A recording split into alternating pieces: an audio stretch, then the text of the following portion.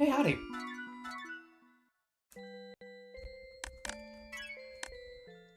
We're doing some more Yumatuki, and happy to report there was an update somewhat recently,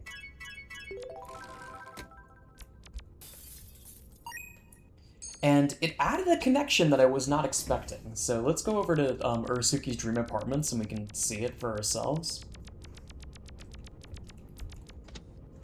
So there was an update somewhat recently by Onara Kamara and 2i9, and in that update, uh, where exactly do I need to go? It's the end of this hallway, I think.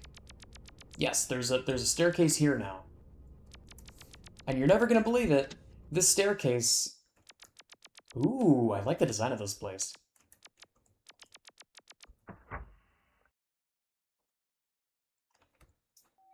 This is a staircase that leads to Sugar Road.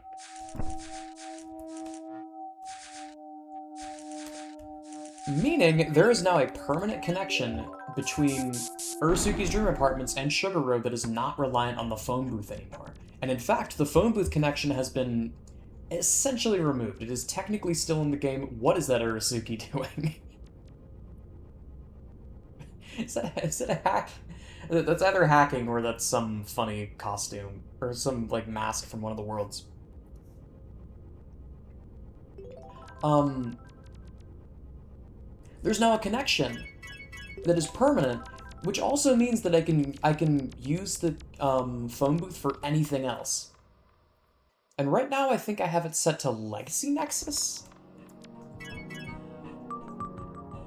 But a place like Lemonade Edifice, there is now a little bit more of a reason to use the more silly, frivolous phone booths, because the most valuable one in the game is now permanently in the game, which is awesome.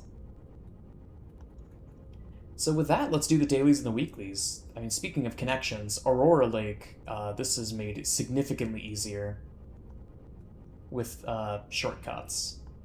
Neon Highway, oh god, wait, Neon Highway, I remember you. This is gonna be an annoying one. Neon Highway is the one that's accessible through Highway, and it is basically it's Foreside from Earthbound. I almost said Mother 3. It's Foreside from Earthbound, and it is exactly as hard to navigate as Foreside is.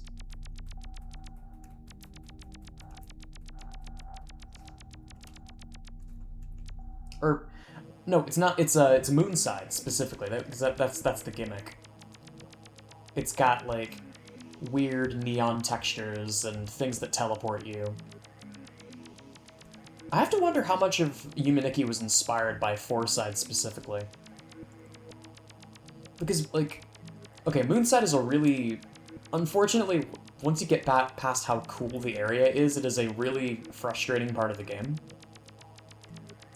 With that being said, it is very neat, and I wonder how much of Yumaniki was inspired by it. Specifically the teleport mazes. Okay, I need to remember how this works. Walking back and forth between the second and third looping sections, 20 plus times. Okay, so this is the first looping section.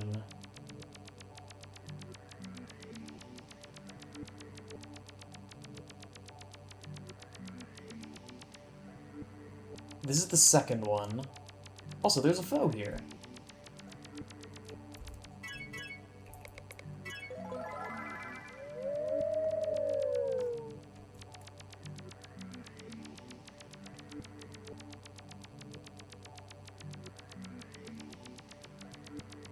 And this is the third, and then we have to walk back and forth between these two for 20 plus times. So I'm just going to do this for a little bit.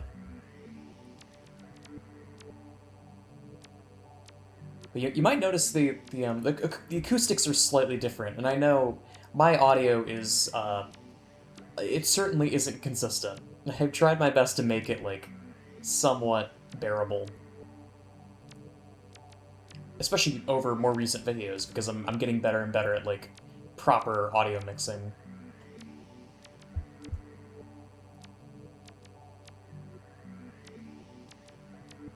But I'm actually back home for the weekend, because I needed to, like, touch base and work some stuff out. And stuff has been worked out. I am still doing grad school. It's just I'm lightening my load a little bit. I'm, like, considered all my options. And I'm spreading the remaining classes over spring semester and summer. So that's going to be way smoother than front-loading 4 classes and then 4 classes. Or 4 classes, rather, and then 3 classes. But, I mean, game dev isn't going anywhere. Okay, pretty sure that's 20.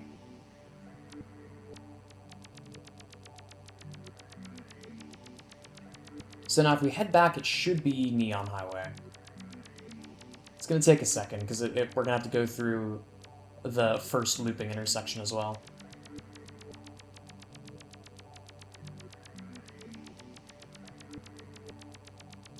And drum roll, please. Hey, nice.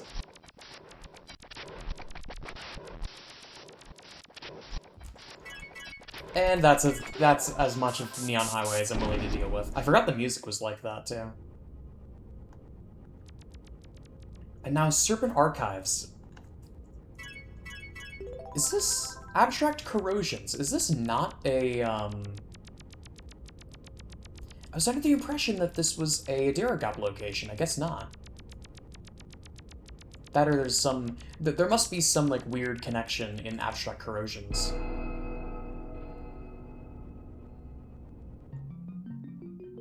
Couldn't tell you where, though. Oh, God, right. This is a seasonal connection. Cool. So how do you actually get here? It must be through Forest World, then.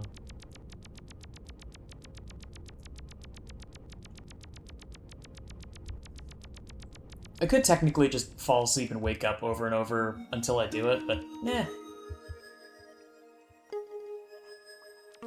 I'm fine with just legging it a little bit extra.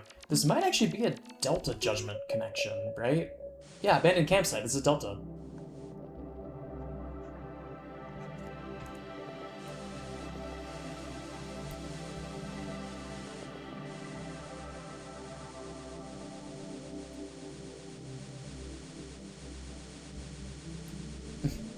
we have an expedition buddy, and then Dream Route. Right.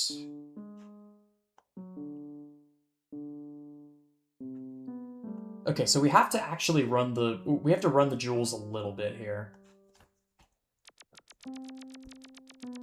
Because if we go through Dream Route, it's just gonna lead us to the, what's even the word for it? Oh, that is a chaser. Hello there.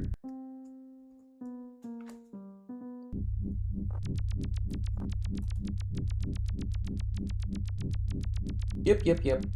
Okay, so somewhere in here is a path to Pointed Labyrinth. Is it you? It is you. Cool.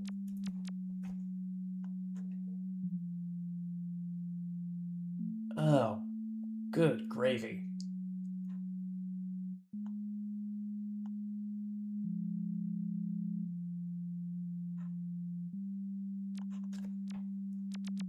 Well, this walk isn't too much worse than Pancake World, now that I think about it.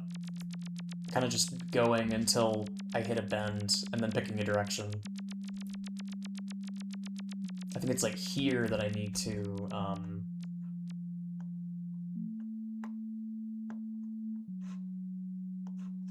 change it up. Yeah, it's this way.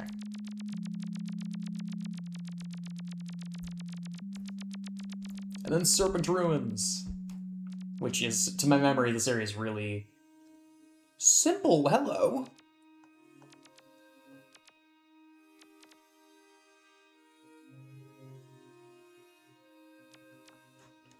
Oh, God. Wait. No, it's Serpent Archives. It's not Serpent Ruins. Serpent Archives is right there. So it's 2 left and then 1 up.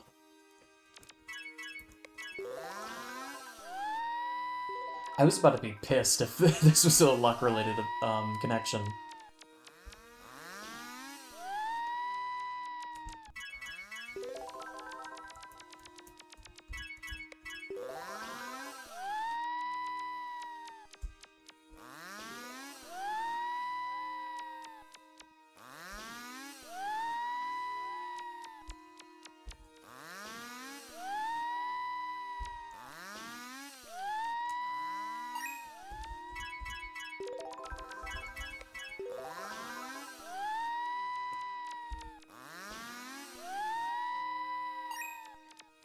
I don't think I've seen this place at all. Ooh.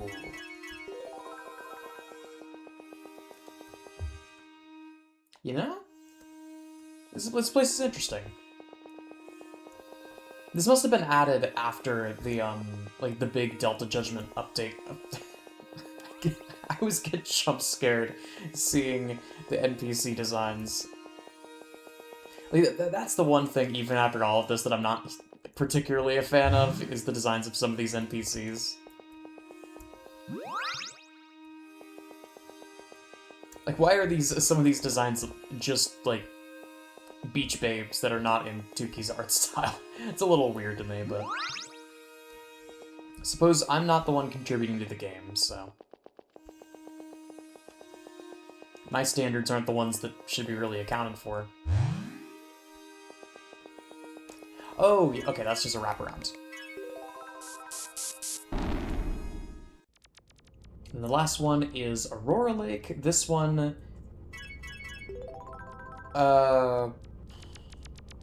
This Dream Apartments connection goes to, whatever the heck the name of it is.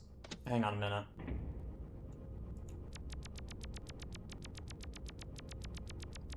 Because Aurora Lake is right before Lavender Waters. It's Fossil Lake, right. Okay, so we're gonna have to go a slightly longer path, but it's, you know... We're gonna have to go our usual route to Lavender Waters. No, it's no biggie.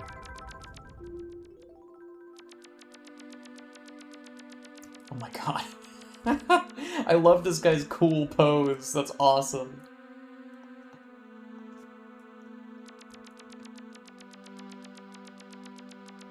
And then it's through the door, it's this one on the end. Got it. I remember, it's been a minute since I've done this route, but it's like I did it yet. It's like I first did it yesterday. One sec. I just noticed my phone was right next to my mic, which is a bad idea for various reasons. If I get like a call or something, it's gonna buzz and it's gonna ruin the audio.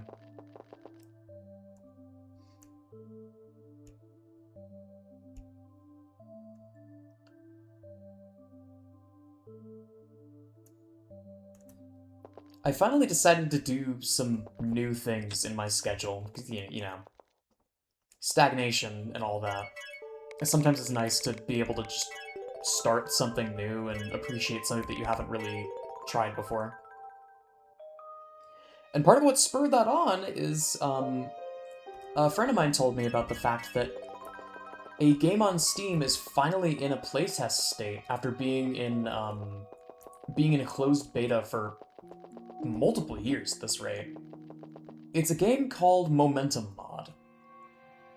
And Momentum Mod is a weird case, because it is a very difficult game to advertise. It is a, ostensibly I think it's a source mod game, though it's built from the ground up to be a little bit more advanced than that. It is a multiplayer hub game for all things jump map. You can do surfing, you can do rocket jumping, sticky jumping, you can do concussion grenades. Every kind of, like, source community map jumping thing, particularly TF2 jump maps, they're all on Momentum Mod. And it's amazing. Like, I remember playing around with it. I remember seeing my friend play around with it for a while, because I ended up trying for the playtest initially in 2023, in like early 2023 at that. And I'm only now getting in, and I don't know whether to chalk that off to bad luck or what. Maybe if I had like rescinded my interest and then resent it, might have like pushed me up in the queue or something, but I don't know.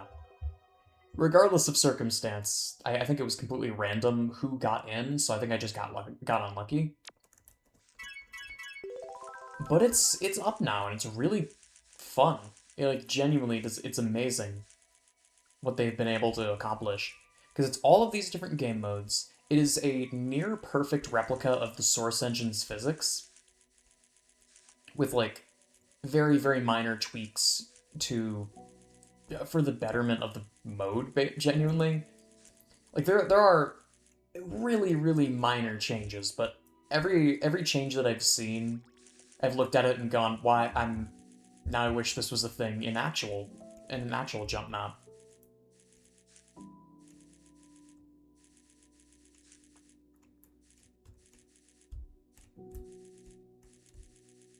Oop. Did I go the right way? I don't know if I went the right way, actually. Hang on.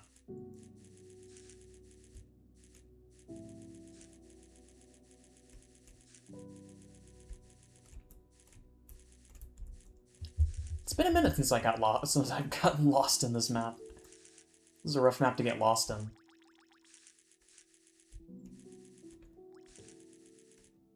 If I can wrap back around to that starting area, then I can at least like retrace my steps.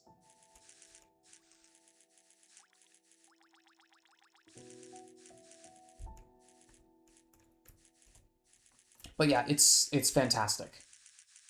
It is everything I could have possibly hoped for in a game like that. Okay, there we go.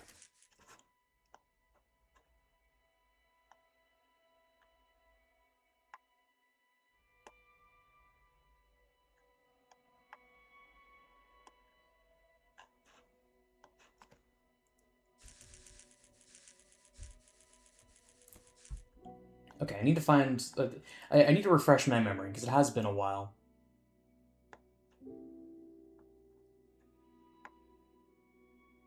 Down and then up. And then just follow that way. Okay. Because that up here, this is where I was before.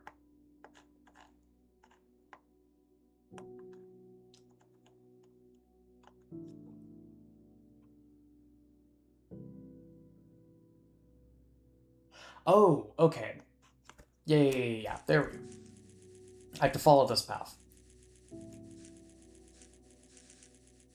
Man, it's been... Again, it's been a while since I've gotten, like, properly lost in this game.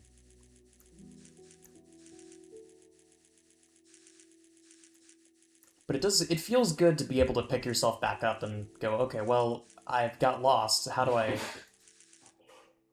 Ooh. I know exactly what that was. That's not... I don't know if that picked up on the mic. There is a mirror in the bathroom that, like...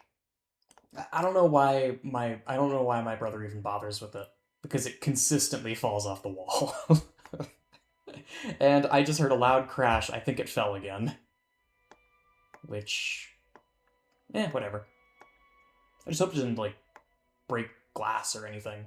I kind of doubt it. Okay. So there's this dot right here.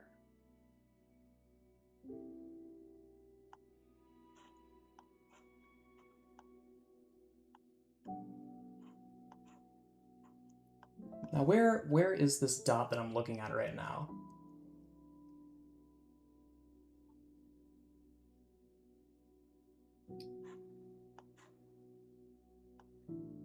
Oh, it's this? Oh, wait, I was overcomplicating it. Yeah, this is the path right here. Yeah. Man.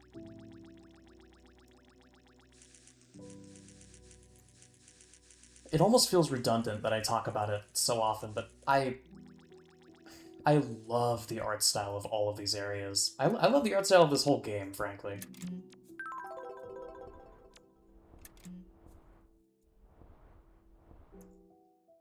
It's such a wholly unique style.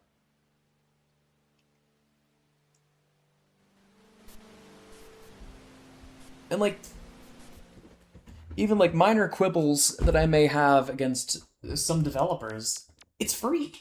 Like, this is the kind of game that I would expect to cost, like, $20 at minimum.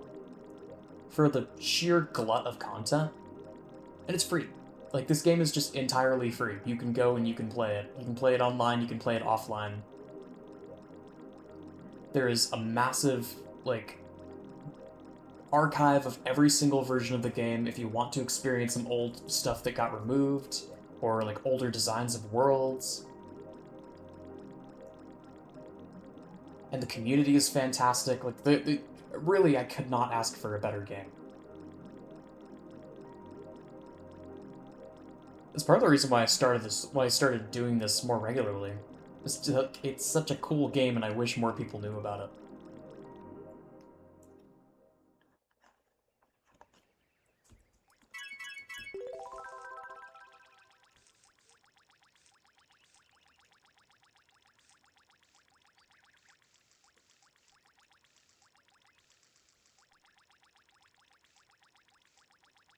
And especially because I don't see any downsides to introducing this game to more people.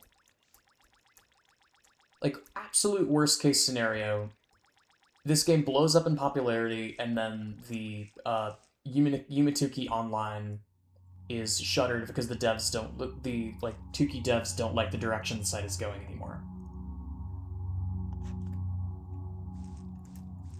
That's the absolute worst case. And considering everything that this server and this, or considering everything that this service has been through, that I don't think that's happening anytime soon. Like, if there's a genuine issue, the devs will talk to the YNO people about it, and they'll like come to some, they'll like work something out.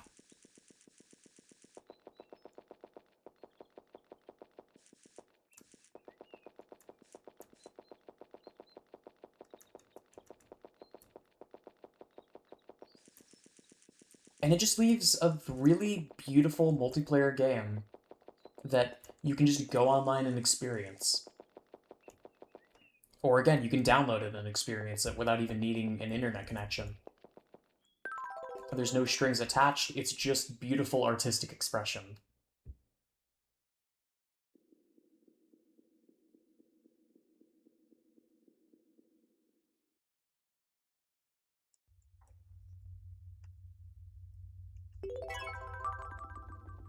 Right, so this is... Next up is Fossil Lake, and this is about where it would have spat me out if I used the phone booth. And again, it brings up the question of where the heck am I going to put the phone booth now? So I feel like Legacy Nexus is a good spot. Because Bean's worlds are all relatively static, especially now that I think Bean is more or less done making updates for a while. So there's not going to be a lot of connections to or from their stuff. But, I mean, stranger things have happened. There have, like, even somewhat recently, there have been a few connections added to Adiragop's worlds.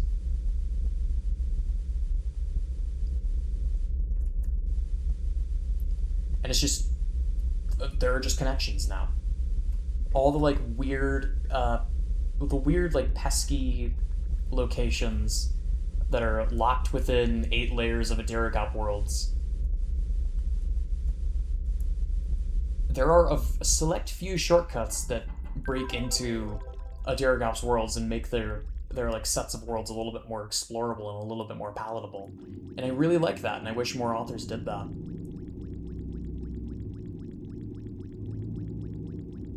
And I don't think there are any phone booths in Adiragop's worlds. I know there's, off the top, Sugar Road is gone now. There is Lemonade Edifice. There is, there's the Fog Lake one. There is, I should remember the name of the world because it was literally just there.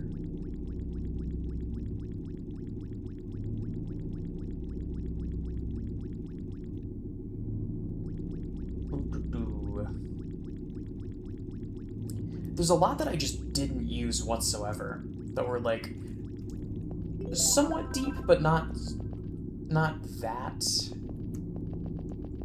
crazy deep. I could just pull up a list after I make it to Aurora Lake. Or, okay, after I make it to the area after Aurora Lake, because Aurora Lake lags like crazy.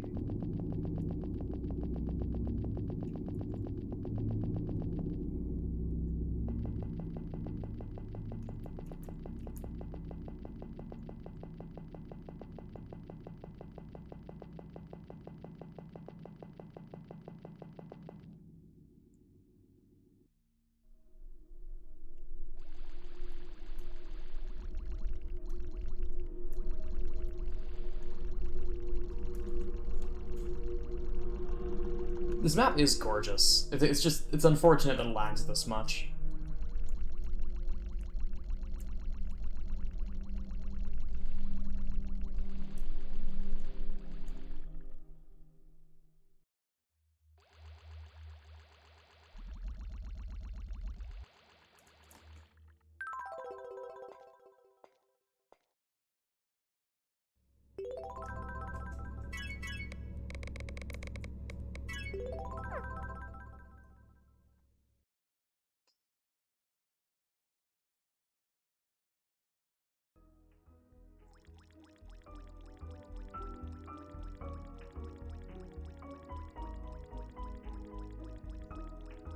This is such an unbelievably cozy map. Love it.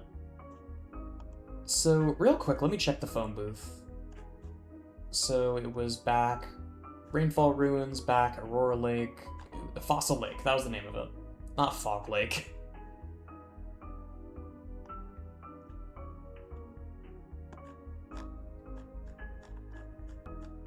Okay, so, here's the full list. And Shiguro used to be on this list, it's not anymore. Water reclamation facility is actually a decent option because that's a super, super deep location. No, wait, I'm thinking of a different one. This is the one, right. I'm thinking of the one with the, like, the long path with the weird, like, the living archway that has, like, different visuals if it's snowing. That's one of, like, the very challenging achievements. Aquatic Cube City is a maybe. Ivory Orchard is a maybe? Like, a lot of Takatomi's worlds are very secluded from the rest of the world, so that could be a fun option. Yeah, especially because the connection looks like this. So walking backwards could be a good option. I'm kind of tempted to say no for my own personal hang-ups, because the music in Autumn Sky is in Content ID for some reason, and it's just obnoxious to get constant emails of, hey, your video has been claimed. Because I try to avoid those kinds of the worlds that have Content ID music whenever possible, even though it's not intentional. To avoid the headache. Didn't even realize there was one in Dark Museum. Oh, am I thinking of the right one? Isn't it like on a table or something? Dark Warehouse, Parking Zone, Legacy Nexus, Lemonade Edifice is the meme one. Because that's just right next to the Nexus. RGB Spectral Passage, I seem to remember this is also a good one. This might be the one that I have right now. Originator Garden. Remind me where this even is. Oh, this is Contensi. Yes. Okay. That's also a good option. And then Floating Window World. This world is very cool. Not quite as gorgeous as Doctor's other worlds, but it's still really, really pretty. I don't think anything's ever gonna top Gentle Meadows. All of these worlds look really nice. I would love to see them expand Underground Base, but right now seems to be a work in progress. But yeah, I think that's all I got for now. I yapped all the way up to 30 minutes, but that's all I got for now. Thanks so much for watching, y'all.